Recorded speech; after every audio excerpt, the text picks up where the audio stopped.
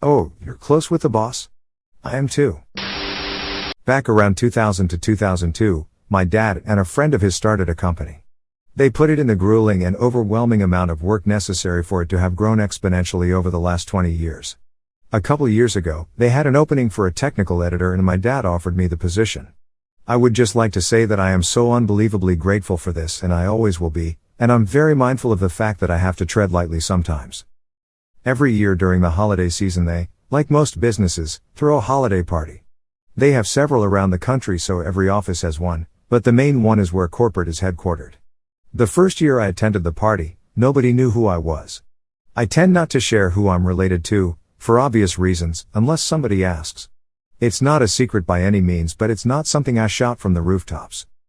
Anyways, the bar opened an hour before the party technically started, and, since it's an open bar, a few people were already quite a few drinks in. I went up to get a drink and somebody, who I've never met, introduced himself to me in a pretty rude and arrogant way. I'm talking. You probably already know who I am, but if you don't, you should. I'm Holden, fake name. He was clearly pretty drunk, but it's a party and I didn't blame him. I shook his hand and tried to walk away, but he wouldn't stop talking about how important he was to the company. I smiled and nodded and awed for quite a while, even as he spilled his drinks on me from gesturing wildly. Eventually he told me, I'm also really close with the president. This interested me quite a bit because that was my dad, and I had literally never heard this person's name. Not a problem though, because I didn't know all his friends. But this dude kept going. Here's how that conversation went. Yeah, you could pretty much call us family friends. Really? You know his family? Oh yeah. Of course. We've all gotten together a few times. His kids love me. Wow, that's pretty cool. I wasn't planning on saying anything because he was drunk and it didn't really matter to me.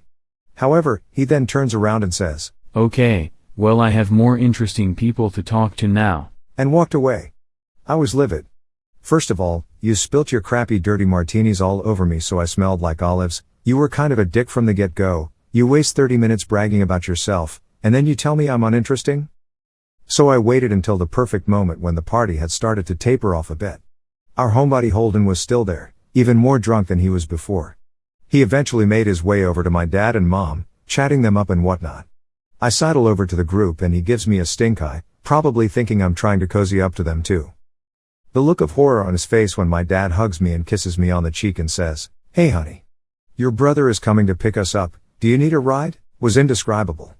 It was a combination of I think I just shit my pants and I'm going to eat myself out this window immediately. It was genuinely one of the best small revenges of my life. In case anybody wonders, him and I laugh about the incident now and it's not a big deal. It's a funny story that I like to tell. I also would like to say that I hope I don't come across as entitled or bratty. Like I said, I'm so grateful for the opportunity I was handed and I worked very hard to prove my worth. Former Mill used too much salt in her food. Asked her to tone it down, she refused. So I hid her salt shakers the next time we ate there. I have suffered from chronic migraine since I was a kid. Something important for every migraine sufferer to know are their triggers. Triggers are the things in your life that are most likely to start a migraine. For some it may be extreme heat, for others it's stress, and for me it's salt. I can't have a lot, and if I do, a migraine will start almost right away. Due to this I can only have Chinese food every once in a while, and I have to be very careful to read labels for sodium content. Migraines hurt like a mofo but can also send me to the ER, which is expensive. My ex-Mill, I'll call her Karen, loved to cook and added too much salt to everything. It didn't take me long to notice that right after eating a meal prepared by her my head would start beating like a drum. We had dinner with them every Sunday, so my ex went to Karen, explained my situation and asked her to tone down the salt. Karen was not happy. She thought changing the ingredients of her food would alter the taste too much.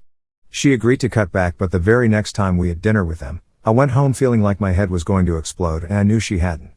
My wife asked her about it later and Karen said she'd originally cut the salt, but after tasting it decided it wasn't flavorful enough and added it back in. She told my wife she wouldn't sacrifice flavor for me, so that's the last time we had Sunday dinner there. Months later we had to go there for a birthday party. We arrived early, ours from dinner, so Karen hadn't yet started cooking. I was in the kitchen getting a beverage, and saw her precious salt shaker sitting on the counter. I picked it up, went into the pantry and hid it behind some boxes of cereal. While there I saw the round refill container, grabbed that and hid it too. Hours later Karen is cooking and we hear a commotion. She's upset she can't find her salt shaker. She goes into the pantry, complaining that she also can't find the large container either. My wife and I were sitting outside, acting like nothing was out of the ordinary. She ended up cooking all the dishes without salt, and bitched the whole time about how terrible everything tasted. Karen was in a very bad mood as everyone dished up. It wasn't long before they started complimenting her on the food. People were saying it was some of the best she'd ever made, and from her face you could see she was shocked to hear that. Several people said to her, "This is great. Did you tone down the salt? You use a lot, you know. This tastes like you used the perfect amount," to which Karen hissed, "It has no salt because I can't find my shakers." Nobody else was bothered by this, they just nodded and agreed it was amazing. The more they complimented her, the more upset she got. For some reason, she never thought to ask anyone if they had purposely taken them. We ate and then got up to leave not long afterward. On our way out, we went by the kitchen to take some leftovers home. While there I pulled the salt shaker and container out, put them in our bag, took them home and trashed them. It was the first time I had eaten a meal with that family and not gone home with a migraine. Steal my wallet. Enjoy getting caught literally red-handed and losing your job. I work at a supermarket, and for a while a few years back, stuff would get stolen out of people's bags in the break room. It was mostly cash, phone chargers, headphones, little things like that.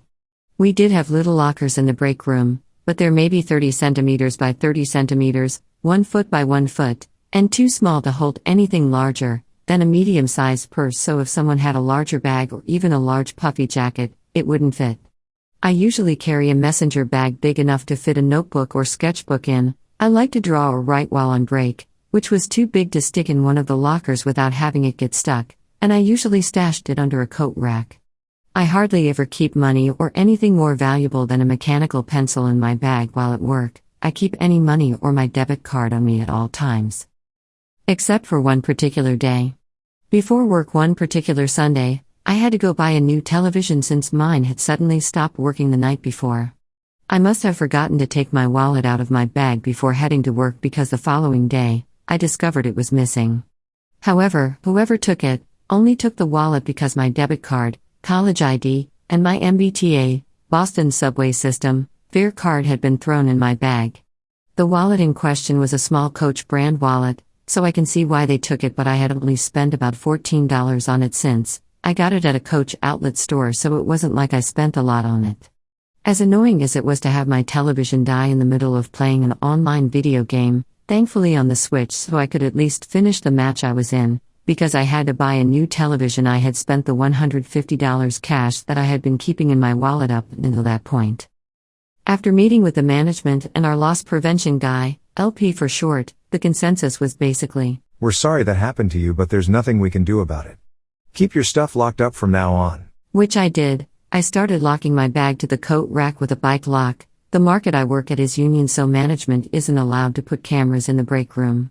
So I talked to our LP guy about it a little more and asked him if I would get in trouble if I were to put a prank wallet filled with glitter and powdered food coloring in my bag, and he said, "Not at all." I also went to the union steward about it, and he also said I wouldn't get in trouble, but also told me to be careful. So I put my plan into motion. I bought a fake Coach wallet that cost more than the one that had been stolen, go figure, some edible glitter and powdered red food coloring. I sewed a strip of elastic into the opening of the wallet. The wallet had a zippered pocket for money and cards, then stuffed it with as much of the glitter and food coloring powder as I could, so that when the wallet was opened, all the glitter and food coloring would pop out all over the hands of the person who opened it. I then planted it in my bag and waited. I didn't have to wait very long. A few weeks later I heard from our LP guy that a cashier had been going through people's bags again and fell for my glitter bomb wallet hook, line and sinker, tried to then wash the glitter off her hands, which activated the powdered red food coloring. She then freaked out when it stained her hands bright red and went to management about it. She wanted the person who planted the wallet to get in trouble for it, but since it had been with another worker's personal belongings, and the wallet wasn't harmful or illegal, there was nothing they could do to the worker who did it.